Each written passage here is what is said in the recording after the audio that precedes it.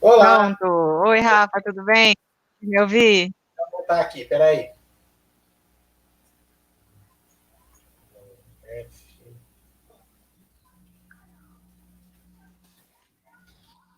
Pronto, fala aí. E aí, como é que estamos nessa quarentena? Tudo certo por aí?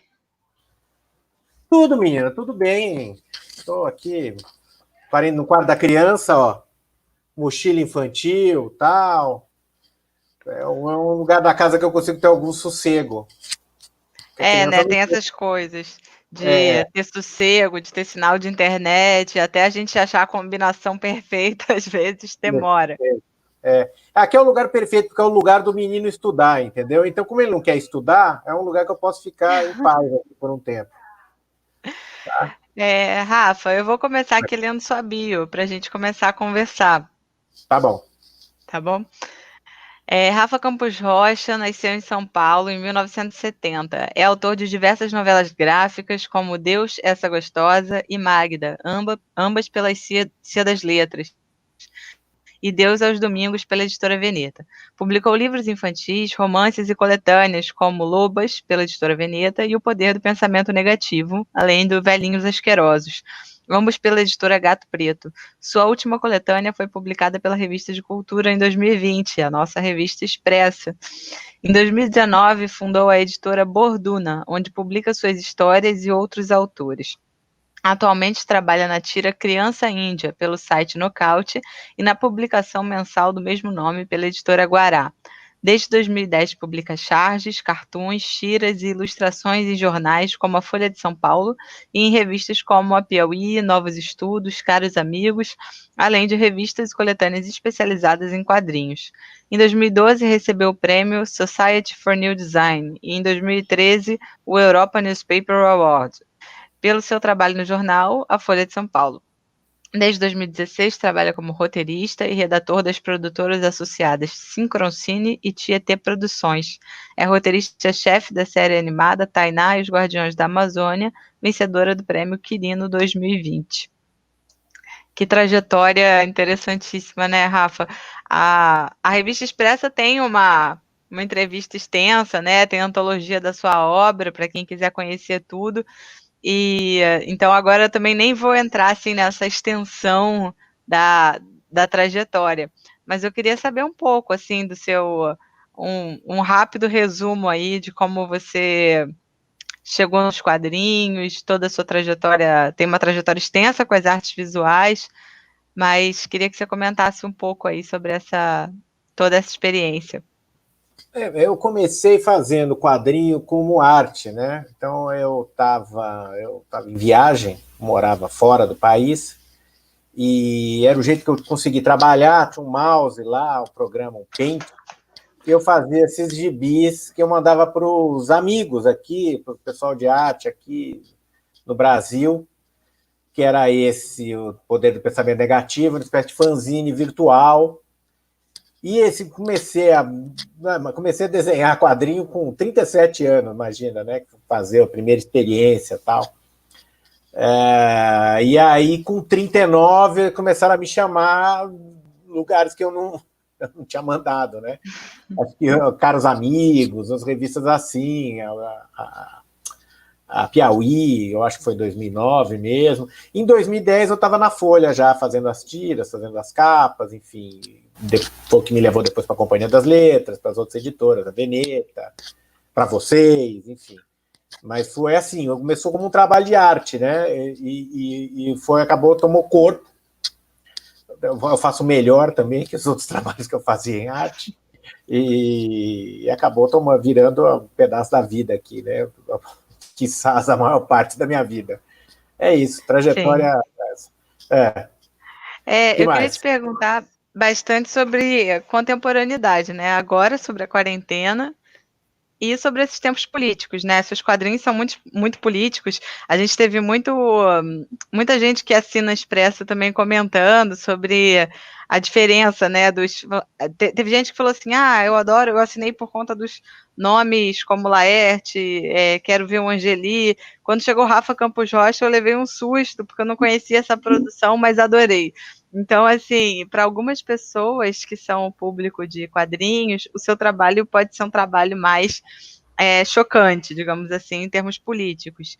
Você se vê, porque assim, como eu acompanho bastante quadrinistas também, você também está nesse meio, você acha que o seu trabalho é um dos mais radicais feitos hoje? Ou você acha que tem gente fazendo coisa mais forte em termos de anarquismo, em termos de crítica social? Como é que você vê a sua posição, assim, o seu trabalho dentro disso?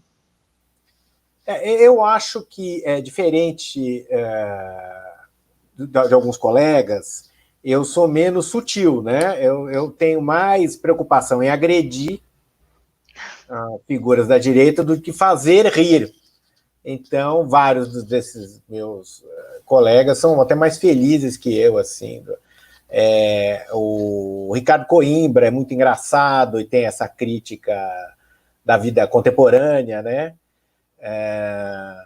Eu acho que o próprio João Pinheiro, né, um quadrinista, trata com temas políticos, assim, mas não com cartoon, mas com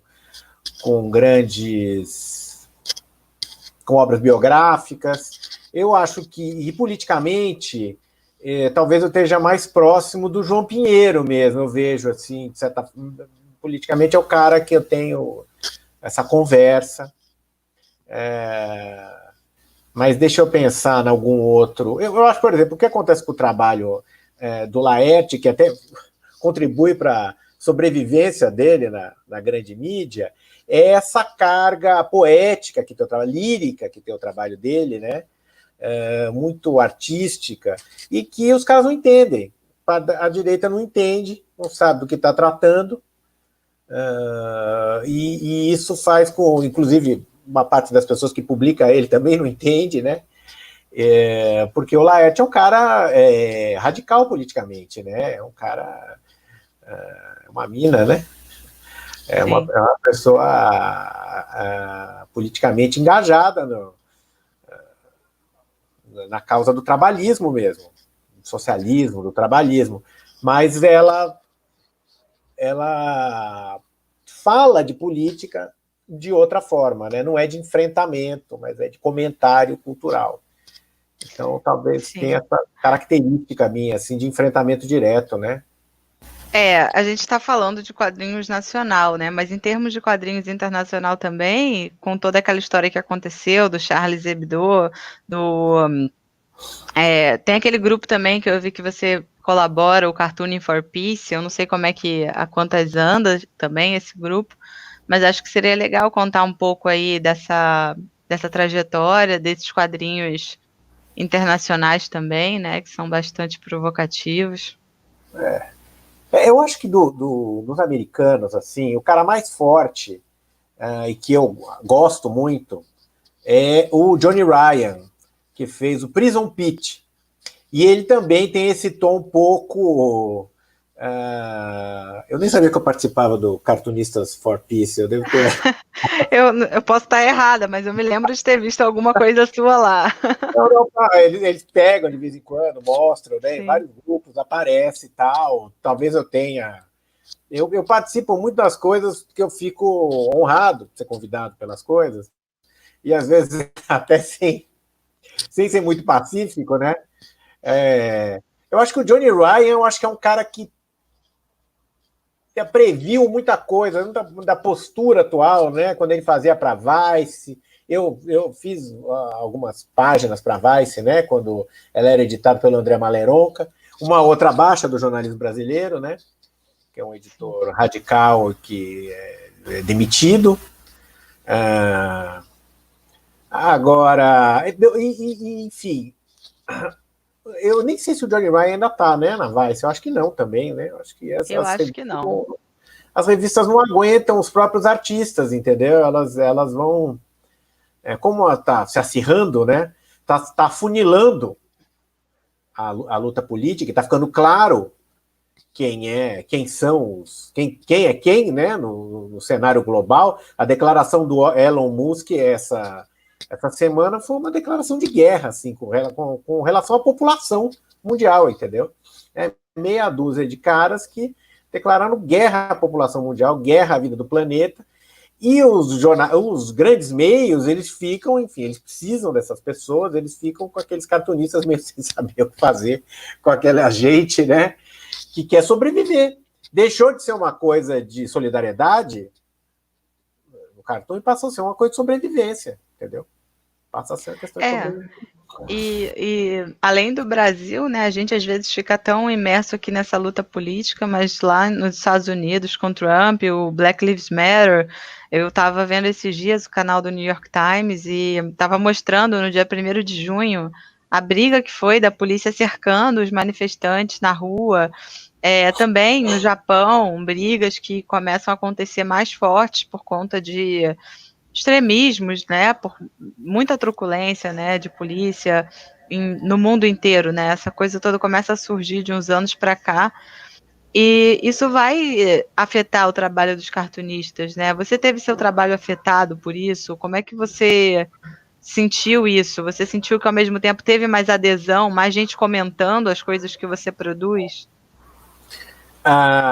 Olha, o que eu acho, assim, eu trabalhava muito na esfera da cultura, né? Então, era quase sempre uma coisa. E artes plásticas é um nicho muito específico, com regras muito próprias, né?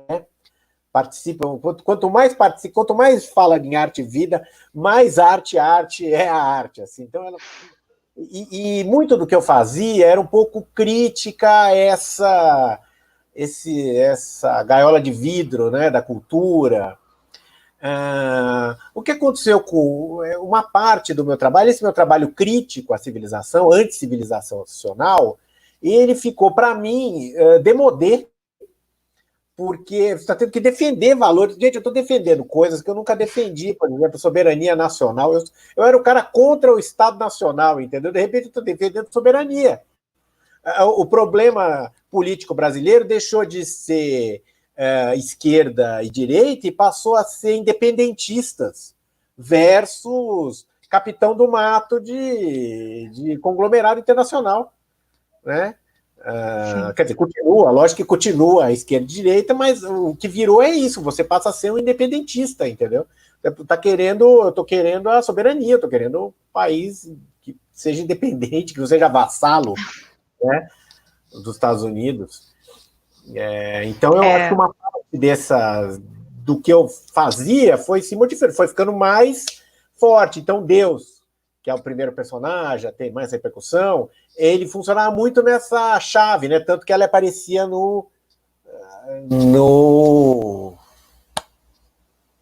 na Ilustríssima, né? No caderno da Ilustríssima. Sim. E eu fui deixando ele foi ficando político, ele foi tendo que ficar político, Deus, assim, e foi perdendo espaço no caderno, porque o caderno também foi recuando, né? Foi ficando encurralado, né? A cultura vai ficando encurralada, você vai ficar fora dessa luta agora, né? E é curioso, né? Porque ao mesmo tempo a gente vive um país em guerra desde que surgiu, né? A gente teve inúmeras guerras, desde do genocídio indígena, que a gente vive desde que surge o país até hoje, entre outras guerras, né? A Guerra do Paraguai, várias guerras, as guerras dos presídios, tudo que vai surgindo no Brasil e que coloca sempre essa dificuldade também, né, da gente avançar em tantas coisas. Você tem agora o Criança Índia, né, a matadora de ruralistas. Como é que você pensou essa proposta e como que tem sido a recepção dela? Olha, a Criança Índia, inclusive, eu dei a letra, eu acho que eu não podia por contrato. Eu devia ter guardado o segredo, mas eu vi que eu mandei na biografia, né?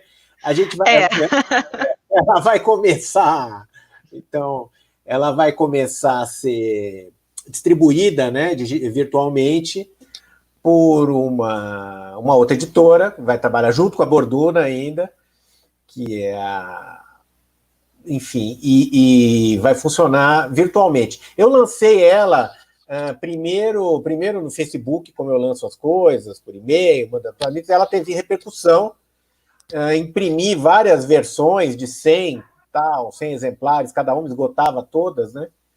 E a resposta tem um novo público agora, né? Que é o público de índio, né? são brasileiros indígenas que me escrevem, e criança, que nunca tinha lido o meu gibi, então eu recebi uns desenhos das crianças índias fazendo, foi publicado no CIMI, naquele jornal, que é um jornal que se distribui entre as aldeias. Um rapaz veio me procurar, o Aredzi, que está fazendo a imagem dela, que é um artista indígena, fazendo a imagem dela para a coleção. Então, tem essa nova, sei lá, esse novo público aí que apareceu. Adorei. Totalmente inesperado, né? E é uma história violenta, né? Uma história, não tem... Quer dizer, tem um humor dela, mas é um humor... Conta um pouco pra gente mais sobre a história do Criança Índia. Olha, criança índia é uma criança indígena, mas você sem etnia, idade ou mesmo gênero conhecido, não sabe o sexo dela, não sabe de que etnia ela vem, e você não sabe a idade direito dela. Ela é uma criança, ela tem o cabelo raspado aqui na frente, como se fosse também um samurai, a saia de palha e uma lança negra indestrutível. E ela, num semblante sempre calmo, e ela assassina, com a ajuda de seres míticos, as pessoas que invadem os domínios da Amazônia profunda. E a história já começa com ela sendo caçada por grandes conglomerados que querem assassinar a assassina de assassinos. Eles querem dar o troco nela, né? Então tá uma história de... ela tem agora, na equipe dela, né, tem a mãe adotiva dela, que é a Matinta Pereira, que é uma arpia mágica, né, com poderes mágicos, um sapo baseado na lenda indígena do sapo guerreiro, só que é um sapo antropomórfico enorme, que usa uma borduna, e uma Vitória Régia, que é a tia Vitória, que é uma planta que fala, anda e cuida dos machucados e feridas psíquicas e físicas dessa trupe. E aí ela enfrenta várias versões da exploração do homem branco, né? A história foi censurada, a história eu perdi umas 3 vezes minha conta, perdi a conta no Twitter, agora abri uma conta, tem 2 nomes no Twitter, perdi 2 vezes a conta no Twitter, quase perdi a conta no Facebook, passei 2 vezes 30 dias bloqueado, recebi diversos ataques, advogado de artistas citados, artistas colaboracionistas que são citados na obra, artistas de quadrinhos colaboracionistas, colaboradores da milícia no poder, se indignaram com as citações, enfim. Então, me dá bastante dor de cabeça, assim, deu bastante dor de cabeça, mas o que eles têm que saber, esse pessoal que fica escrevendo para mim e procurando briga, é que se eu não gostasse de briga, eu não fazia esse tipo de personagem, entendeu? O negócio é que eu gosto. Sim, uma trajetória já, né, Rafa? Desde antes, aí, até o Deus Essa Gostosa foi polêmico também, né? Nossa, eu acho que até greve, eu, André Conte, chegamos a pegar uma pequena greve porque o pessoal de distribuição tem muito evangélico, e eles não queriam distribuir o livro. Tem sempre teve, sempre arrumei para a cabeça, eu gosto. Até quando eu não arrumo, eu fico um pouco decepcionado, sabe? Fico achando que eu estou perdendo a forma. O Criança Índia demandou muita pesquisa? Você mergulhou nas lendas, na história, teve esse processo criativo? Sim, a Criança Índia, eu sou roteirista-chefe de um seriado desanimado chamado Tainá e os Guardiões da Amazônia.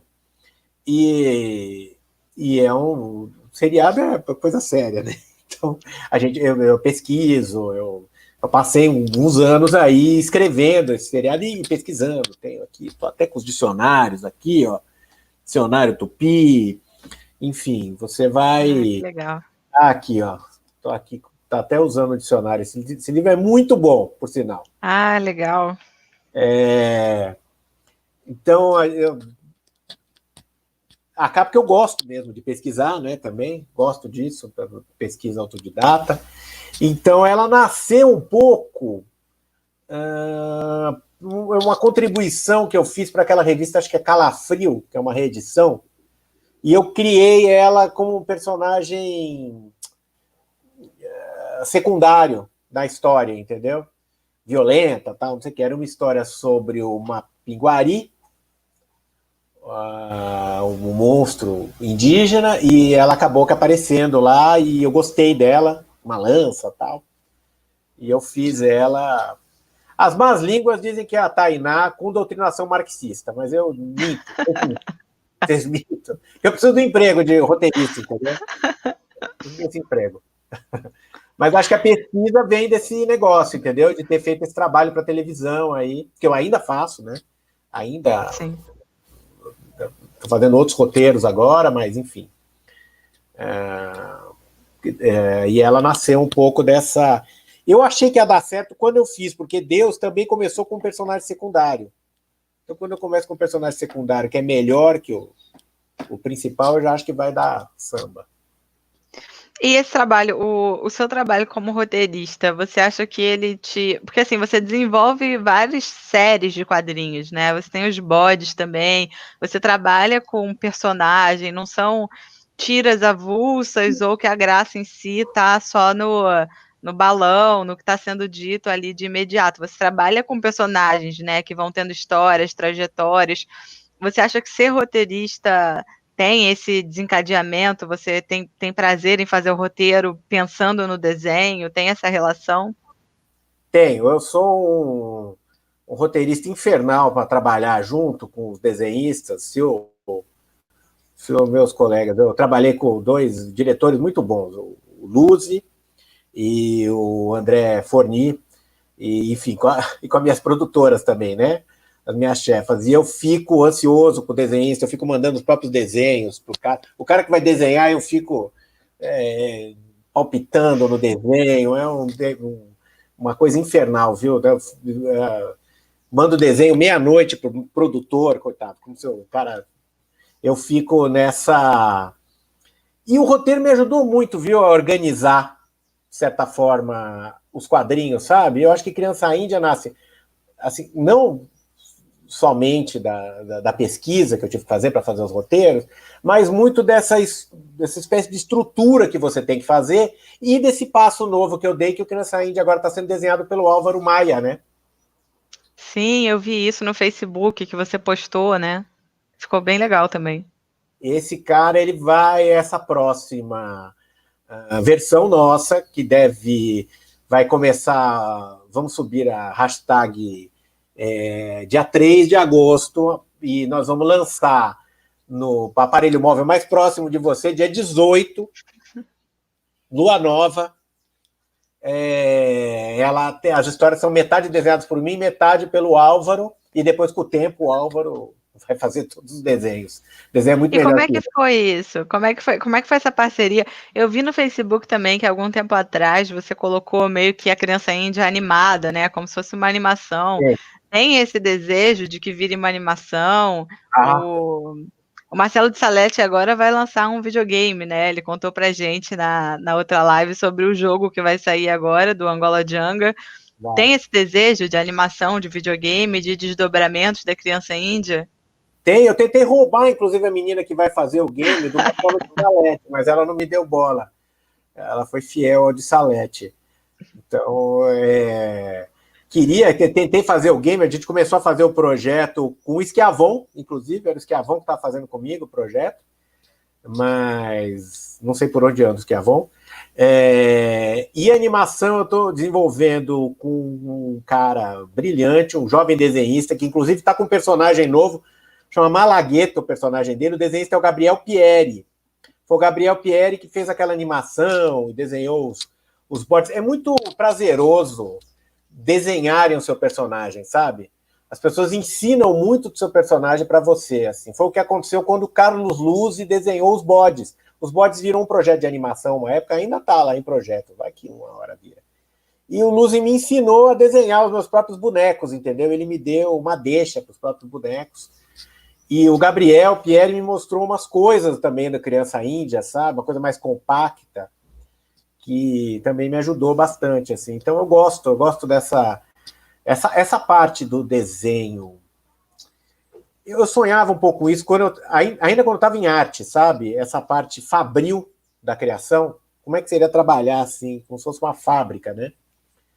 E eu sempre fiquei curioso com isso, quando eu era artista. Agora eu estou menos curioso, que agora eu sou funcionário dessa fábrica, estou um pouco menos curioso.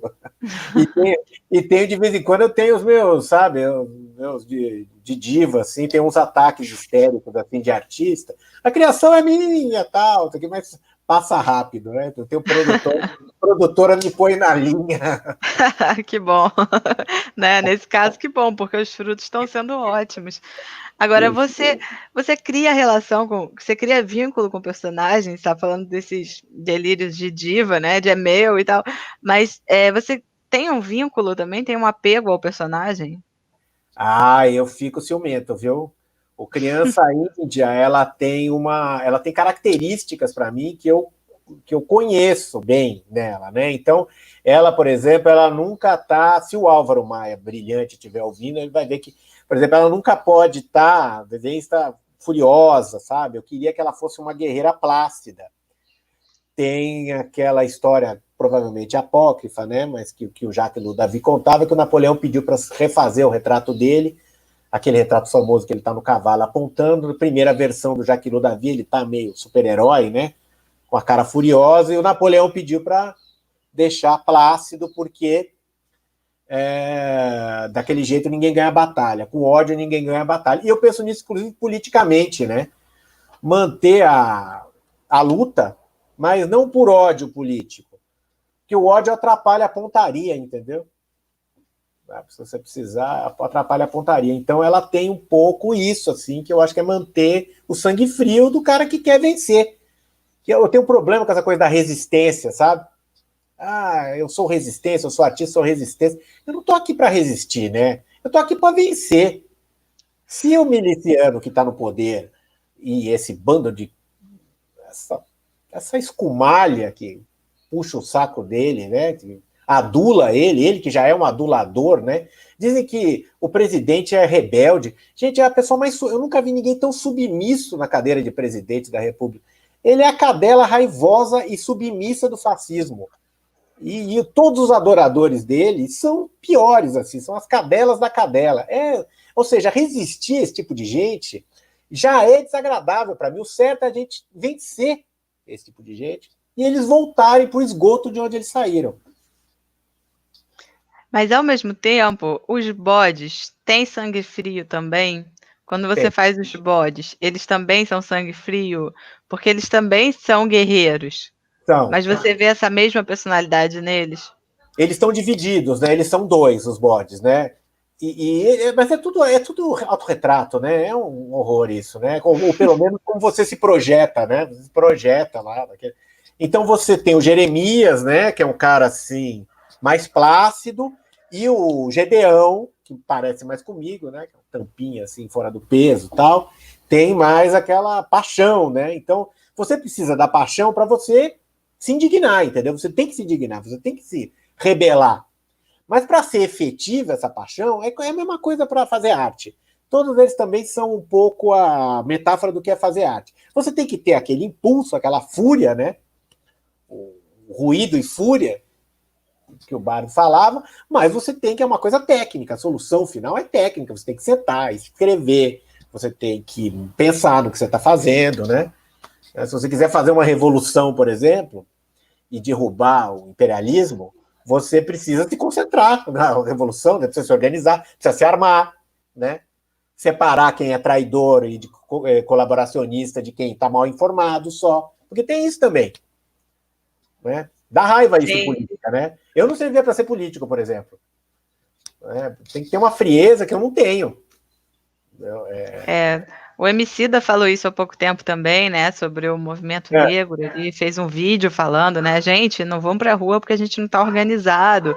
Precisa de organização, né, para lutar, inclusive, né, o que a gente mais vê aí na história das guerras do mundo. Rafa, falando em história, eu queria te perguntar sobre o curso que você deu recentemente sobre história dos quadrinhos. Você se adaptou bem com as novas mídias, com dar curso online? Você continua dando? Como é que tá essa história do curso? Ah, foi ótimo, adorei. A Helena Marque, que organiza No Espaço Breu, né? no Espaço Breu, foi surpreendente, foi ótima, foi super organizado. Eu tenho um negócio que eu tô me adaptando razoavelmente bem à pandemia, porque eu não saio de casa, né? Vocês sabem que eu detesto sair de casa. Eu, no máximo, eu vou até a esquina, assim. E não sou um cara também que saio do lugar, entendeu? Era a parte que eu mais sofria nas aulas, era sair de casa, ainda mais de noite. Eu tenho mais preguiça e ir para um lugar assim distante, às vezes quase 20 quarteirões da minha casa. Eu queria morrer. E agora eu fico em casa. Então infelizmente, eu estou me adaptando. Eu saí um dia, desde dia 6 de março. Eu saí um dia, fui até a esquina e voltei. Levar um negócio para lavar. É, o Braulio Tavares que falou, né, que 3 meses depois que ele descobriu que estava tendo o isolamento. É, gente, desenhista, cara que escreve e tal, a gente fica já isolado, né? Fica isolado e fica com a família também, acostumado a ficar aqui em casa. Então eu não estou assim sentindo, eu estou me adaptando bem, viu? Bem até demais. Esse curso que você deu da história dos quadrinhos, você tem um conhecimento grande, né, sobre quadrinhos americanos, sobre toda essa trajetória. Quando você pensa seu quadrinho, como você teve essa relação com as artes visuais, com esse trabalho de museu, tudo tem que estar contextualizado e tal. Quando você pensa os seus quadrinhos, você sempre pensa nisso, porque você fez, né, aquele personagem que é o crítico de arte. Quando estão tendo os movimentos identitários, você faz o Deus, essa gostosa, que é uma mulher negra, você está sempre ali com o dedo na ferida, mas ao mesmo tempo você está sempre atento, né, aos movimentos. Como é que é isso? Você pensa ou naturalmente você acha que está sempre sintonizado? Não, como eu disse, eu acho que tem que ter uma hora que você não pode. Tem que manter um grau de inconsciência para fazer arte, sabe? Enfim, até porque senão você não faz, né? Você vai fazer coisa melhor da vida. Então, acho que eles saem sempre numa espécie de assim, não é nem aposta, é um RAF, né? É uma intuição, eles saem de forma intuitiva, e com o tempo eu vou organizando eles, com o tempo eu vou organizando, mas sempre mantendo um grau de inconsciência mesmo. Eu nunca sei exatamente o que eu estou falando, sabe? Eu faço questão de uma coisa ou outra, mas agora eu falei essa coisa do semblante da criança índia, mas só me ocorreu isso quando eu tive que conversar com outro desenhista, entendeu? Que foi o Álvaro. Que aí me ocorreu isso. Porque até então eu gosto de manter as coisas como um ruído mesmo. Não ficar muito coordenado também, e muito premeditado, sabe? Não fica tudo muito premeditado. Fica parecendo, tem um tipo de tira, o cartoon, que está muito na moda, que é um cartoon que ele te conforta. Então é a pessoa que está de bem com ela mesma, a pessoa que está equilibrada. E eu, sei lá, a gente equilibrada para mim não faz arte, entendeu? Gente em harmonia consigo mesmo, não faz arte, não faz nada, na verdade, né? Para que fazer alguma coisa se você está harmônica, se está bem com você mesmo, com o que seja, com o seu cabelo, com o seu peso. Gente, a gente tem que estar em luta com a gente mesmo para poder, né, fazer as coisas. Né? Pessoa confortável Sim. na própria pele, acho tão estranho isso. Pessoa confortável consigo mesma, não consigo compreender. Você faz o poder do pensamento negativo, inclusive, né? Como crítica a esse bem-estar, né? Isso, uma parte desses movimentos, esse novo esoterismo, né? Ele busca com que o cara fique de bem com ele mesmo, consiga a harmonia interior, escute os seus pensamentos, sabe como é que é? E o resto do mundo que exploda. Mas ele mantém aquela. E, cara, isso, enfim, você vai virar um vilão. Você tem É. que buscar o inalcançável, né? Tem que ir atrás do. Né? Você passou por várias coisas, né? Sobre o sangue frio, ao mesmo tempo sobre a inquietação, sobre esse momento que a gente está vivendo, que também não dá para ficar tão em paz assim, né? Mas ao mesmo tempo tem que ter sangue frio. É um momento complexo que a gente está vivendo, né? Ao mesmo tempo, você comentou que a criança índia tem uma repercussão positiva muito boa e está conseguindo avançar, apesar de ter essa repercussão negativa em volta das pessoas da direita, de, enfim, ameaças, todas essas dificuldades. Você acha que o seu trabalho está conseguindo ir em frente por causa do sangue frio? Ou aqui também provocando, como você falou, que não gosta da palavra resistência, ou por conta de uma resistência de trabalho? Você acha que como que você está conseguindo continuar seu trabalho diariamente? Cara, eu não sei fazer outra coisa, gente. Eu não consigo, eu sou péssimo cozinheiro. É, eu. Eu não sei, eu sou ruim de fazer conta, eu mal sei mexer no computador, e olha que eu trabalho o dia inteiro, eu sou ruim de vendas, eu só sei fazer aquilo que não é que eu faço tão bem, entendeu? Mas é o que eu faço, não adianta. Por isso que eu falo para o pessoal que fica xingando, eles escrevem no meu inbox, sabe? Não sei como eles conseguem meu e-mail, às vezes, escrevem no inbox. Eu falo, gente, olha, vocês estão pedindo uma coisa assim, que não vai dar, assim, que eu pare. Não vou parar. Eu vou continuar. Tem jeito. Vou parar. Vai tentar com outra pessoa. Desanime, para. Nem me ocorre isso. Nem me ocorre.